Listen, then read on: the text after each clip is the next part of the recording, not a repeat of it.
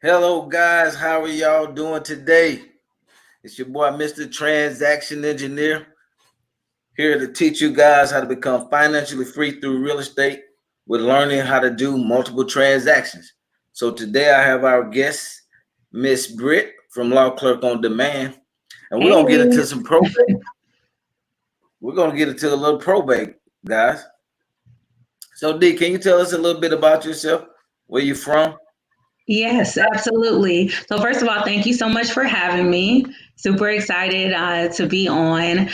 So my name is Deanna Britt. I'm the owner of Law Clerk on Demand. Law Clerk on Demand is a company that I founded in 2015. Originally to assist attorneys with like quick legal research, but I quickly found out that real estate investors and real estate agents need the same services. So we're based out of Atlanta, Georgia, and our service is going to the courthouse and pulling the information to put into lists so that real estate investors and agents can market to our different lists. Oh wow. Now, let me ask you this. Excuse me, guys. What is probate? What is probate? So A lot of people are like, man, what is probate? What is that? It's I something know we all got to go through. What do you? exactly. Yeah, so the interesting thing is probate is actually a big umbrella, right? And it covers a lot of stuff at the courthouse, but where we're focused is the estates, which is, dealing with someone that passed away, okay? And so when someone passes away, probate represents this legal process in any state to deal with the items that belong to that person. And so it's important to real estate investors because we want to basically look through that stuff and find out did they own property. And typically, the person that's filing is not expecting to inherit this house or be responsible for this house, right? So that's where you guys come in as investors and agents because you can help them get rid of that property. Right. Now, D, what? Okay, so just say a person has a property, right? They die. Mm-hmm. What's usually the process? Oh, I gotta. Okay, yeah. I got another good question too. Okay, what's the process for? Like, if a person dies, then Mm-hmm. what's usually Yes. like the turnaround time before a person can one of the heirs can sell it? Sell Okay. it. Okay, so the process looks something like this. So the person would walk into the courthouse, whoever that personal representative is, family member, friend, whomever decides to fill out that paperwork. So they go to the courthouse, they fill out the paperwork, and once that's done, the court process is going to start. So depending on if they died with a will, died without a will, that's going to determine how this process goes. The time period for the process is going to vary based on the case, because remember, this is a court case. So no court case is the same. So you may have some people that are in and out in 90 days. You may have some cases that drag on for a year or two. So it just really depends on that specific circumstance surrounding the case. Mm. What that typical turnaround time? Like 3 to 4 months. Can you say that one more time? The typical turnaround time, like when it goes out.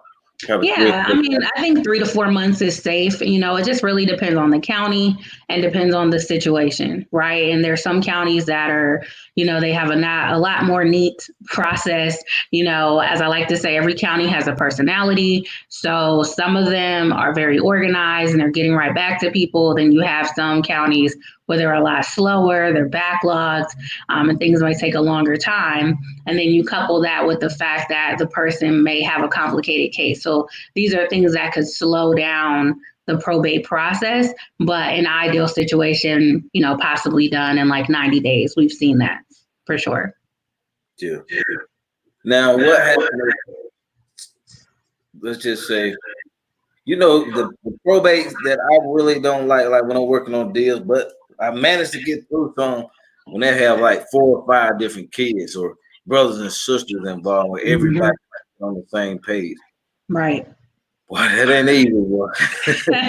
Yeah, we've heard some crazy stories where 6, 7 heirs showing up or trying to be involved and having opinions and family meetings. That could happen. And, we just tell folks to just stay focused on The person who filed, the administrator, the executor, just stay focused on that person. We like to call that person the boss.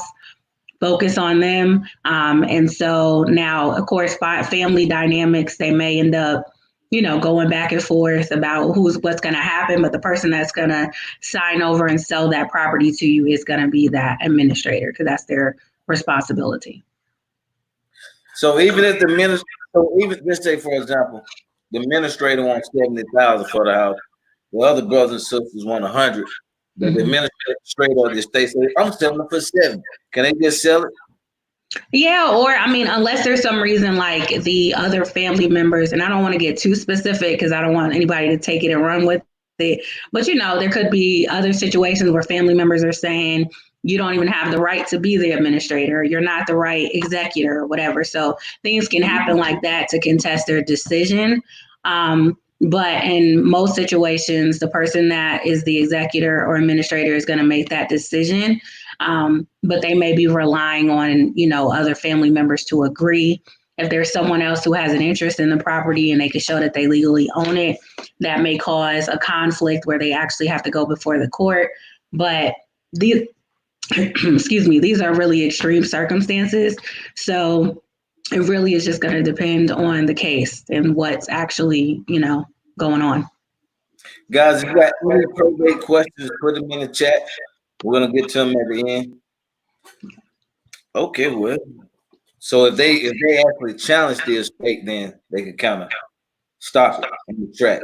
Right. So when we talk about challenges, this typically comes up like with wills, for example. So if the person died with a will and that will is on file at the probate court, there could be someone that comes forward to say, hey, that's not the will that the person, the testator, the person that died, the decedent, actually intended to be their will. There's another will somewhere, or that will was supposed to be destroyed, or that will is fraudulent. So there could be situations like that where another family member comes forward to say, hey, that's not the right will. So those are very extreme circumstances, but those are some things that could come up. And so if you're dealing with a probate and it's taking really long, there could be some other things that are going on that make this process longer. Oh, that makes a lot of sense. Mm-hmm. So let's just say, okay, D, tell me this: what's the difference between an executor and an administrator of the estate? Yeah, great question. Okay, so there are two situations. So the scenario number one is the person dies with a will, right? Ideal situation. The will is the directions that's going to tell us pretty much who gets what and what the deceased person wants to happen upon their death, right? The will is going to speak. In that first section of the will, they may appoint someone to handle all of their affairs. So they say, I would like my daughter so-and-so to be the executor of my estate, or my son to be the executor of my estate. So we're going to use that terminology when there is a will. Now, the second scenario is when there is not a will and letters of administration, or an administration has to happen to decide who's going to receive what from that person's property and who's going to be in charge. In that situation, the same type of job, they're kind of doing similar duties, but that person is going to be called an administrator because they're going to be over the administration of that person's estate when there is no will. So they have pretty much the same job, pretty much interchangeable, but they're just two different circumstances. And so if you're talking to a seller and you're hearing that terminology, once you hear those two buzzwords, that indicates what their situation is, how that deceased person died. Wow. So what happens, D, if a person doesn't have money to get the estate probated? Because don't they have to pay first to get an attorney to have the will? Go through. So they can probate it on their own. I'm always going to recommend folks getting an attorney just to make sure they understand and they're picking the right forms. And while there's clerks at the courthouse, they're going to tell you, we can't give you legal advice, right? Now, as far as if the person does not have money to actually, pay for the probate administration, that's up to you as to whether you want to help them. If you're trying to, I've definitely heard of investors paying that fee for a seller because they didn't want to, continue it or they don't want to pay. But of course, with filing anything, there's fees involved. But, there are some investors who come across probates, not even from just working a list, but just probate situations, driving from dollars or working other list types.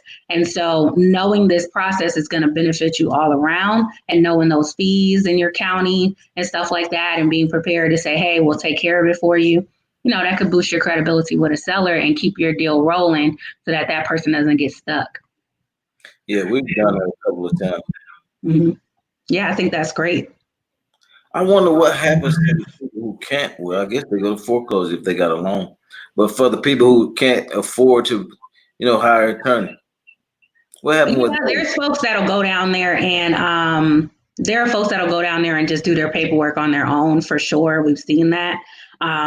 But I'm always going to encourage you, to get an attorney involved or make sure you really understand the paperwork, because doing the wrong paperwork is going to slow things down. Now, depending on the courthouse, the clerks may be really nice. There could be some pro bono folks that are in there, once a month. I've seen that. Sometimes in certain counties, there'll be attorneys that just come once a month to help people with their paperwork. So that's possible.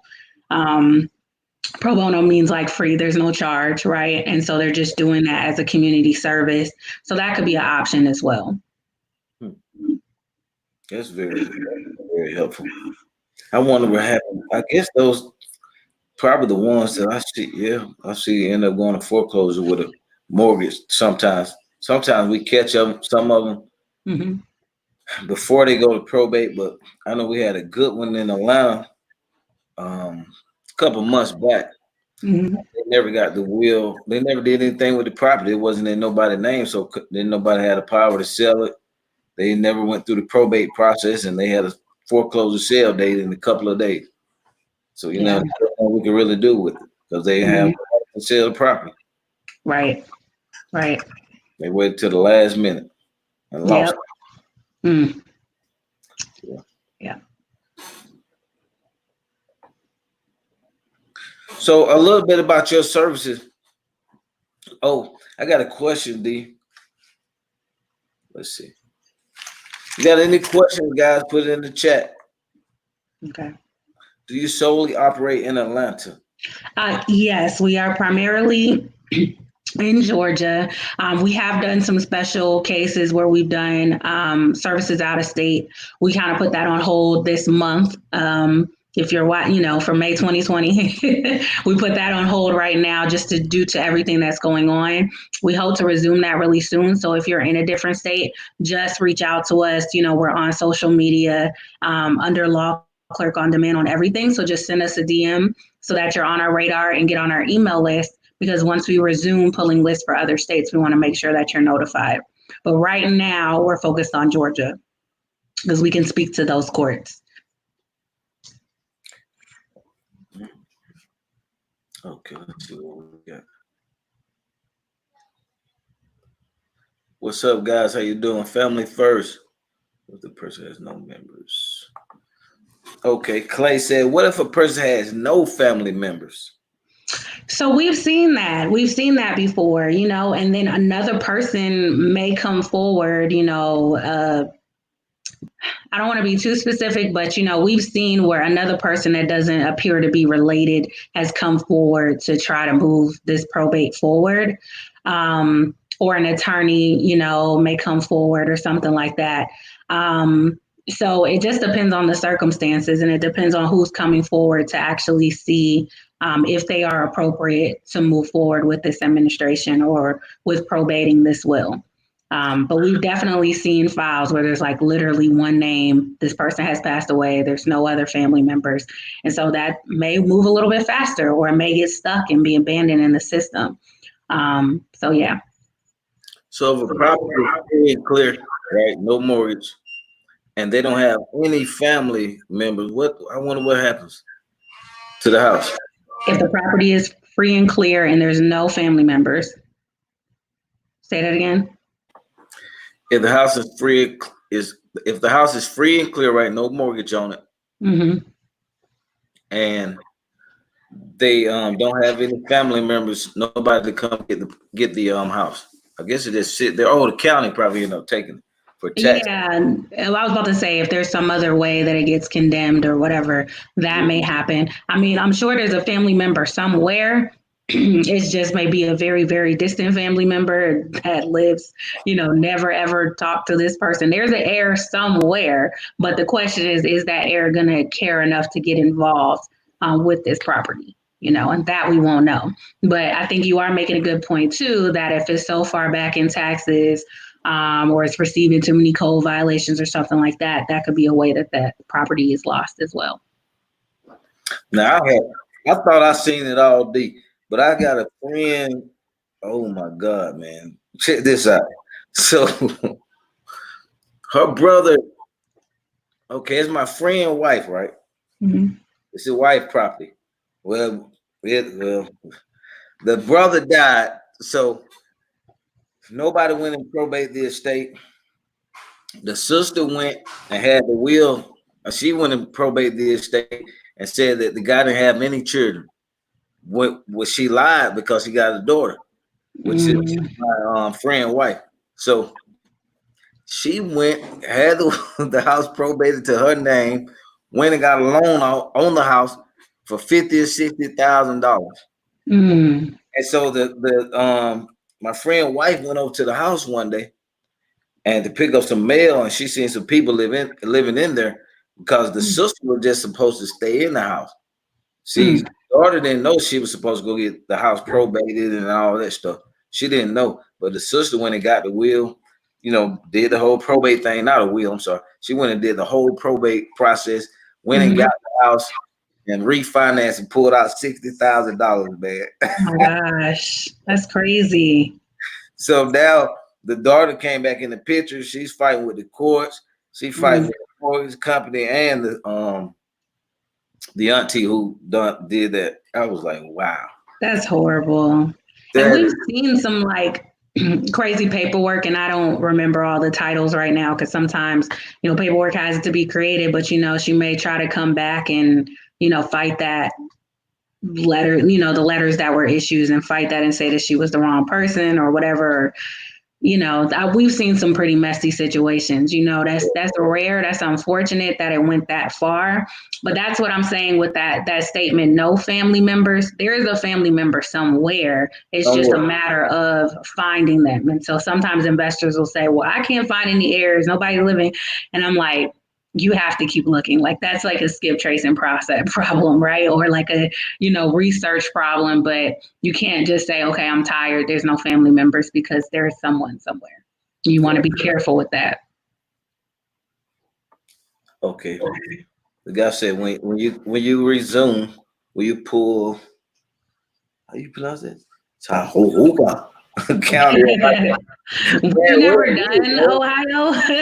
We've never done Ohio, but you can certainly reach out to us and definitely use our resources as well. If you want to pull leads on your own or get more information about this stuff, we can still help you, even if we're not specifically pulling lists from your state. Right. Okay. I got another one for you. What if it's a sibling or relative is incarcerated, especially if they are not cooperating? Oh. So they still have rights. Even though they're incarcerated, that doesn't mean that their rights disappear. I've heard of some investors doing some things. Ooh. Trying to find a sneeze. I've heard of some investors, doing some things to work with folks that are incarcerated that have properties. But I would say, if that person has a right to take under that property, you still have to figure out how you're going to negotiate. So, yeah. Yeah, it could be done. Yeah. But if they're not cooperating, you can only you can't force nobody to sell. Right. Mm-hmm. So, D, tell us a little bit about your I know you're putting together a course. What is it? What all you have? What with your course teach a person? Yeah, so we have a course that basically we're focusing on helping investors understanding more about this process because, while I teach at RIAs and meetups and conferences and stuff like that, trying to make these resources available, it gets tough because it's a lot of information to cover in 30 to 45 minutes, right? So that's why we chose to do a course where basically you will learn, like, for example, probate. You'll learn the probate process. You'll learn the key terms that come up in probate, how to deal with the sellers, how to research probate attorneys in your area, the mindset, anything that you could think of, and you get marketing calls as well, that you can listen to kind of hear how you should be marketing to probates as well. So pretty much all your questions related to probate are now on demand. You can watch it 24 hours. You can, constantly go back to that and watch these videos that are pre-recorded to prepare you for dealing with individuals that are in probate, because we don't want you to miss out on these opportunities just because you don't understand them. And then if you want to go and pull your own list, you can actually watch the videos as well to prepare yourself to go and like learn some of the terminology. Yeah, I would say that probate have been some of my biggest wholesale flip deals. I mean, Yeah. it's crazy because you got to think about it, guys. You're dealing with people. Most of them don't really have a sentimental value unless it's like a significant other or something like that. But if it's like a brother or some kids or something, they like, hey man, show me the money. And most of them are not familiar with the market, and some of them don't even care. They just like what I can make off of it. Yeah. What I can make off of it. Now some of these probate, I'm seeing, they're listed now. They're taken to market and listed and sell it. But if they got a mortgage on their guys and there's not that much equity, then you can get creative with the probate deal. Just think about it. They passed away. I'm quite sure they won't mind you taking over the property subject to. So take over subject to, buy like that if it has a loan on it. Right. So you get real creative with these probate deals. Yep. Real creative. I love probates. We get our leads for D. So guys, hey, make sure you go on Law Clerk on Demand. Yes, we're Law Clerk on Demand on everything. And at least follow us on Instagram, even if you're not ready for a list. Follow us on all social media, YouTube, Instagram, Facebook. And I constantly release videos and stuff explaining terms to you guys so you can come on and ask me questions. I really enjoy doing that for investors. Yes, guys. D, any last words you want to give to my people out here so we can get them out here, get them rolling? Yeah. Well, first of all, thank you. Thank you so much. Thank you, Mr. Transaction Engineer, for having me on.